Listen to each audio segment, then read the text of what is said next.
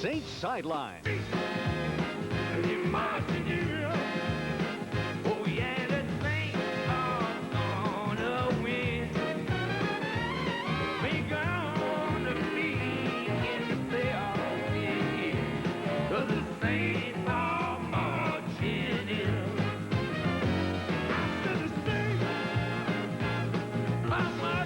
Now, with the coach, here's your host for the Jim Mora Show, Lionel Bienvenu. Welcome to the show. Saints fans are happy about the events on Sunday. There are many categories on the stat sheet, and the Saints beat the Rams in every one of them. But the two most important categories are turnovers and the final score, and the Saints dominated there as well. They caused 6 Rams turnovers while giving up only 1, and the final score Sunday, Saints 37, Rams 14. We'll talk about the game with Saints linebacker Vaughan Big Cat Johnson. Jim Gallagher will visit with Bobby Hebert and his family in this week's Sideliner. Michael Hebert will present the Armchair Quarterback segment, and we'll go to Champions for questions from the fans out there. The Saints are 11-3, and let's welcome the architect of that record, Saints head coach Jim Mora.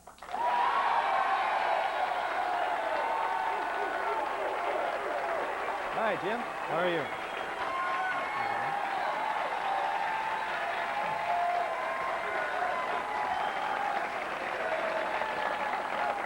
Boy, look at this crowd. Got an overflow crowd tonight. Yeah, Huh? they're all over the place. They must have heard you were coming or something. I don't think so. I think it had something to do with Sunday's game. Vaughan Johnson. Vaughan Johnson, you, the game, that's why they're here. Winning helps, doesn't it? Yes, it does. I've learned that. Well, Jim, after the game in the locker room, you said you were very happy with the offense. Have you looked at the films now? Do you feel the same way? Oh, you bet. We played very well. We moved the ball up and down the field. We scored a lot of touchdowns, which is something we'd been having a tough time doing the last couple weeks prior to yesterday. So I thought they played their best game of the year. You know, offensively, we did not turn the ball over. They had no penalties and no sacks offensively. I mean, they played a heck of a ball game. Scored 37 points. Heck of a ball game. Defense, too. 6 turnovers they grabbed, and we'll take a look at some of those in the action. I want to give our defense always gets credit. Right, you know, so let's you give want- off, yeah. Right. Lots of action for Saints fans, Jim. First quarter, Bobby Hebert. Here's some offense to Eric Martin for the touchdown. That made it 6-0. All right, this was after the fumble. We got the fumble, and then on our second play, he had Eric. And Eric was pretty well covered there. Bobby threw it in there pretty good, and Eric made a nice catch. Now, the Saints lost the ball on a punt, but the Saints got it right back on this play. This was one of the biggest plays of the game because they had good field position on our 17-yard line. We're ahead 6-0. They got a chance to get some points, and on the first play, Toy picked it off. So that was a big play. Toy Cook interception. Now, second quarter, Bobby Hebert went to Quinn early on a nice catch all the way down to the one that led to another touchdown. All right, Quinn made a great catch here. Bobby just kind of threw it up in the air, hoping that Quinn would do exactly what he did. He jumped up and out-fought the guy and came down with the ball in his hands. That made it 13-0 after Fred McAfee scored. Still second quarter now. Hebert spreading it around a little bit. Torrance Small was the recipient of the touchdown on this one. Right, Torrance runs a little crossing route here from our left, and Bobby hit him. He made a nice catch and then broke it up into the end zone, busted a couple tackles, and got the touch. It was 20-0. Now, after a Keith Taylor interception, Saints moving again. Hebert goes to Craig Hayward, and watch Craig jump over Darrell Henley on this one. Good bit of improvisation there, and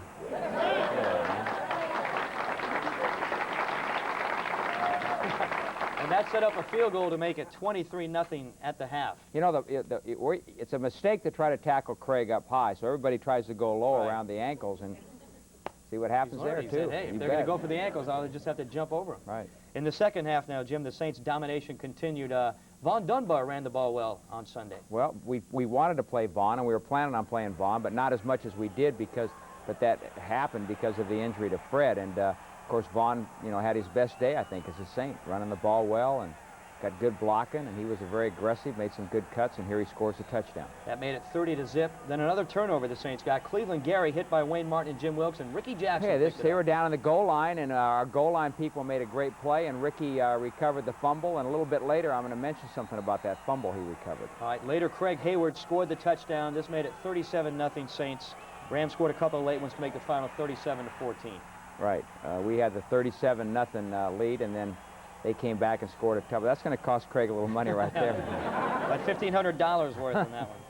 I know. You think he learned his lesson. You know, Vince Buck did that, and, Right. and the commissioner fined Vince, and Craig's going to get the same deal. Craig said after the game, though, he said, hey, he didn't care about the money. It was just celebration. Good. 37. That's great.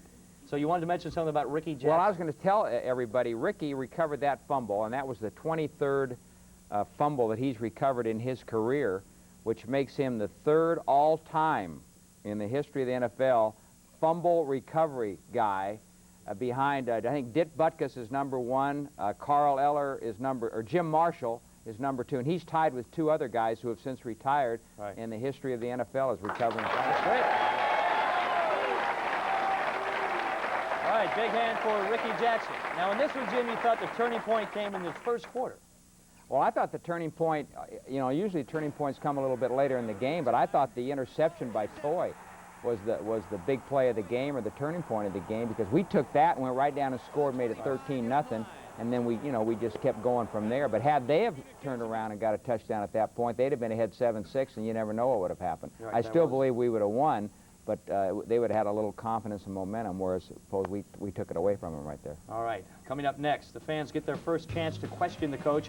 We'll go live to Ron Swoboda at Champion Sports Bar as the Jim Mora Show continues.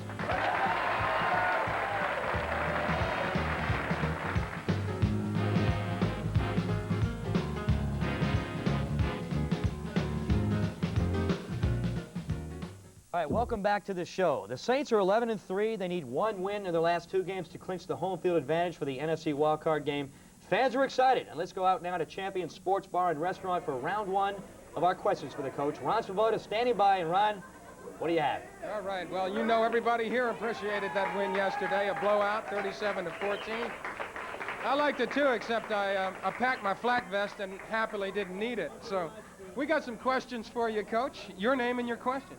Kerry DeLon. Coach, the last play of the first quarter looked like Craig Haywood had gotten to the end zone. Do you feel he got in or not? Yeah, he did get in, Terry. After watching, our players at the time thought he went in, and then after watching the films today, it was very apparent that he had scored a touchdown. They didn't give it to him. Yeah, so what happens? McAfee punches it in there and ends up with a separated shoulder, Coach, and our next question has something to do with that. Your name and your question? Jocelyn Lamartina. How bad is the injury to Fred McAfee? Well, it's not good. He's got a separated shoulder, a pretty good separation, and doctors told us today that he will miss a minimum of 4 weeks. Coach, any ideas on, are you going to have to replace him, and any ideas on who that might be? Yeah, I think what we'll end up doing, Ron, is putting Fred on injured reserve, since he's going to miss 4 games, and bring somebody else in. We've got some people in mind, but we haven't made any final decision just yet. Gotcha, Coach. That's it from Champions. Everything here is bliss, okay? Back to you. All right, Ron, thanks a lot. Now, coming up next, we'll look back at the game through the eyes of player guest Vaughan Johnson. And Jim Gallagher profiles the Hebert family in his sideliner, so stay right where you are.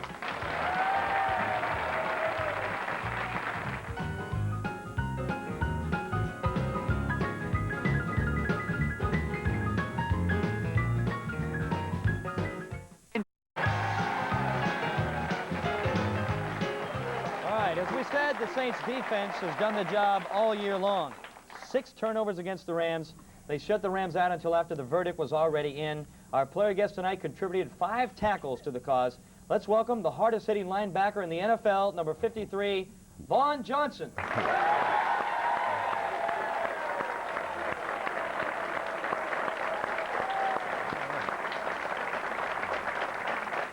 Vaughan, welcome to the show. First of all, on defense, I know you want to stop the big plays.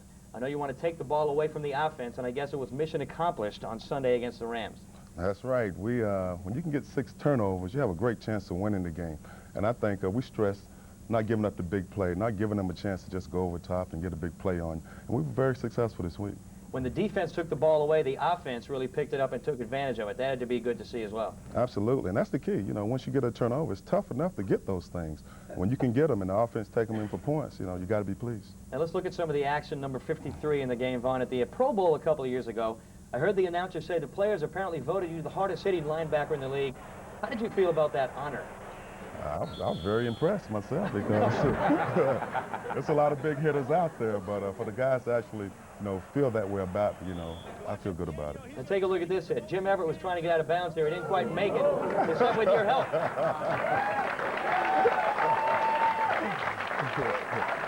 I guess when you saw him coming over there, he was headed for it, but he didn't get out of bounds in time. And I'm surprised. I really thought he was going to go out of bounds, but I checked the sideline and I saw a yard and a half left. I said, he's going to get it. Yeah,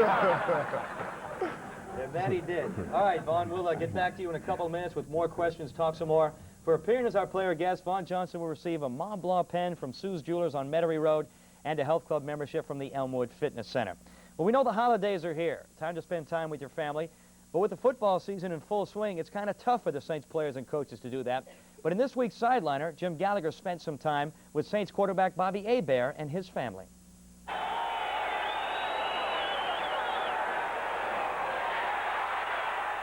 Bobby Hebert helped key the Saints' most complete offensive performance of the year. On the field, he's been a winner, leading the Saints to an 11-3 record so far. And off the field, Bobby's been even more successful. Meet the Hebert clan. You've got daughters, Ryan, age 10, and Cammie, who's 6 years old. And the boys, T-Bob and young Bo. I mean, a lot of quarterbacks that think of the, I don't know, the swinging single Joe Namath kind of guy. Right. For you, this is the family's first, isn't it? You know, it's a big part of, my life with my family. And, Teresa's always telling me that sometimes I would end up being a Scrooge because I'd have this little Charlie Brown tree. And so she goes, you're lucky to have me because I really make, Christmas more special for the kids because I'm wrapped up in football. We keep adding on, but we're not going to add on anymore, we don't think. But, no, it's fun. The kids make Christmas fun. I can't imagine doing Christmas without kids. This year was really fun because our two oldest, and even T-Bob, who's 3, they did almost the whole tree by themselves. They put all the decorations on, and they set up the nativity scene. But when you have 4 kids, and my children are 4 different ages, so nobody does the same thing. My oldest one has her thing she does, then the 6-year-old, then the 3-year-old. So I'm in all different directions. And then the one thing I do for myself is I work out. I teach, exercise up at the club here.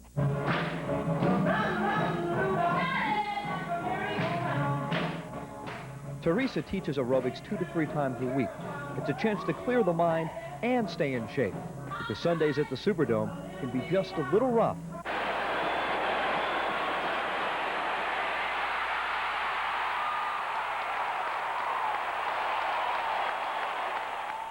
Cammie and Ryan go to the Superdome occasionally, but football isn't everything to them. Some of them are fun. Most of them are. When you win, is it better? Yeah. Yeah.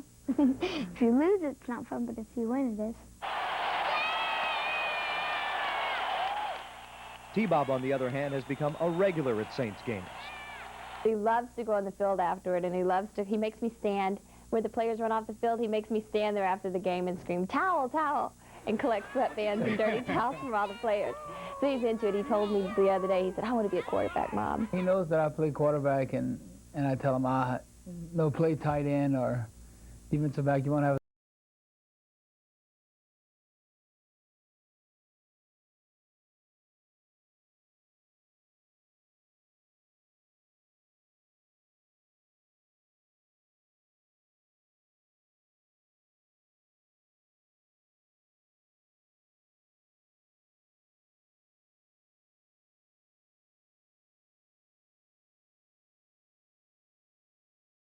Fans in our studio audience get their chance to get into the act. The Michael Hebert Armchair Quarterback segment is headed your way next, so stick around. We'll be right back.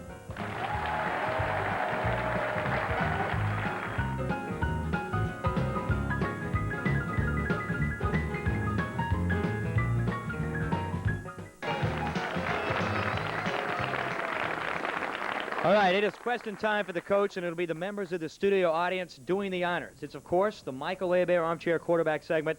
Later, Mr. Hebert himself will give away a recliner, but first, the questions. And our first one comes tonight from a young Saints fan.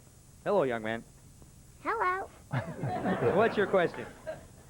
Who would you rather play in the playoffs, the Redskins or the Eagles? What's your name? Larry? Larry. Okay, Larry. I don't care, Larry, either one. That's right. That's right. We'll take whoever is going to play us, and whoever shows up, we're going to take them on. All right? Doesn't matter to us. Saints fans like to hear that. Our next question tonight. My name is Leota. Coach, I want to know, what do you do mentally to prepare your team to go into the playoffs, and how do you motivate them?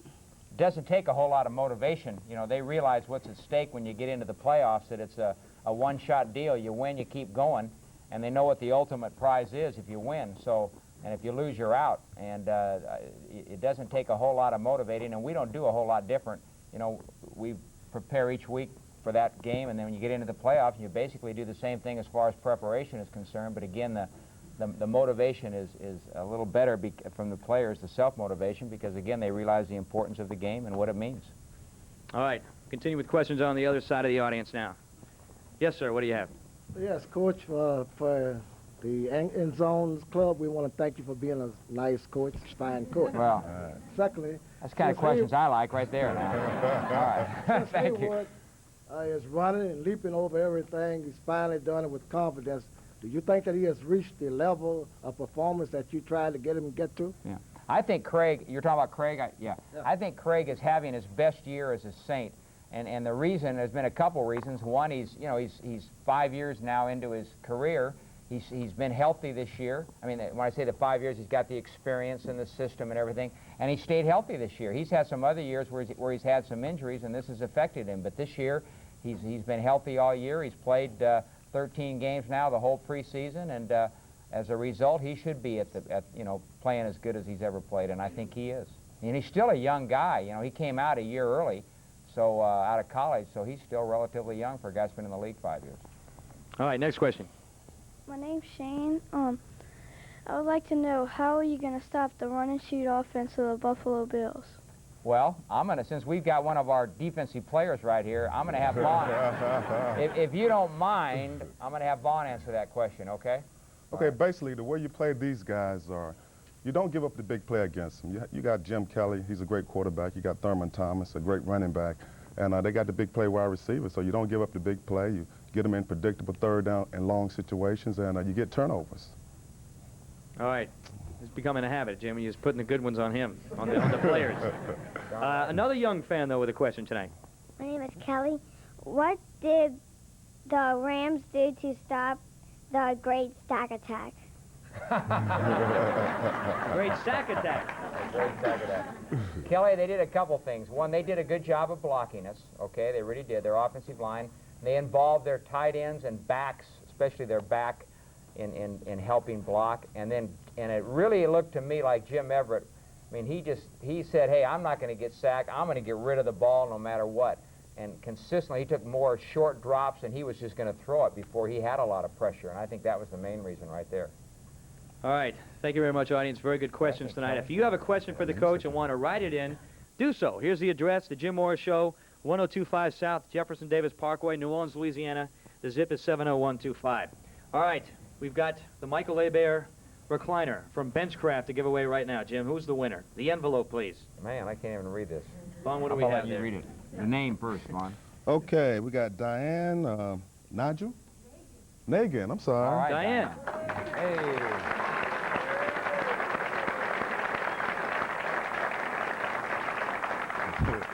Okay, and the question is, now that Fred McAfee is going to be out for 4 weeks, are you planning to bring in Buford Jordan? Buford Jordan. Well, we talked a little bit about Fred earlier, and I think that Buford is a possibility.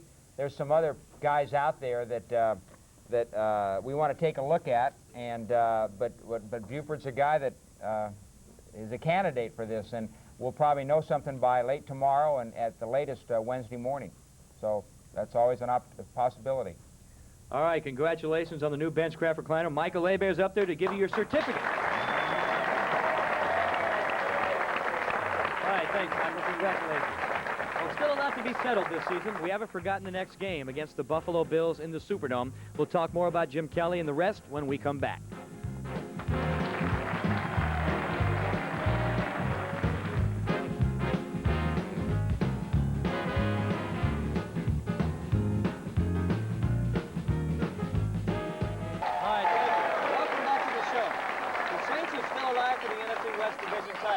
For the Saints to win it, the 49ers would have to lose their last 2 games. The Saints would have to win their last 2. If the 49ers win one of them, then they are the champs. The Saints go to the playoffs as the wild card. Now, the Saints can play host to the wild card game in the Superdome with 1 win in their last 2 games. That's the situation. The next one is against the Buffalo Bills. Jim, Bills are 10-4.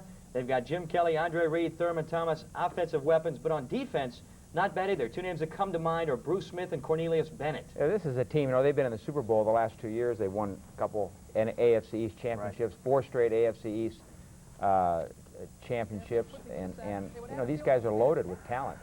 I don't care where you look, they got great players, so and that's why they've won a lot of games. Here's Bennett running for a touchdown. Right. And you know, everybody talks about their offense, and their offense is awesome. It really is. It's one of the best in the league, but defensively they're good too. So it's going to be a real good test and a heck of a game, I think. Vaughan, Bobby Hebert is playing very well right now. He's 15-0 against AFC teams. How do you feel about this one coming up on Sunday? Well, it's going to be a big challenge for us, offensively and defensively, and special teams. You know, we got to concentrate and come out and play well. You know, it's going to be in the dome, which is a plus for us, and we just got to go out and win it. Jim, are you thinking about playoffs, or are you just thinking about the next game and that's it right now? Well, we know we're in the playoffs, that we're not doing anything to prepare for them, but they're always, you know, that once you make them, I don't think about them till you make them, okay? Once you know you're in them, then I mean you think, well, what if this happens or what if that happens? But you don't spend any time preparing for them. I mean, all of our energy goes into the team we're playing this week, which is going to be Buffalo. Buffalo Bills and Saints in a sold-out Superdome should be a very good one. Vaughan Johnson, thanks for coming down tonight. Good luck against the Bills, Jim. Good luck to you as well, and we'll see you next week. We hope to see you then as well. Until then, have a good night, everybody.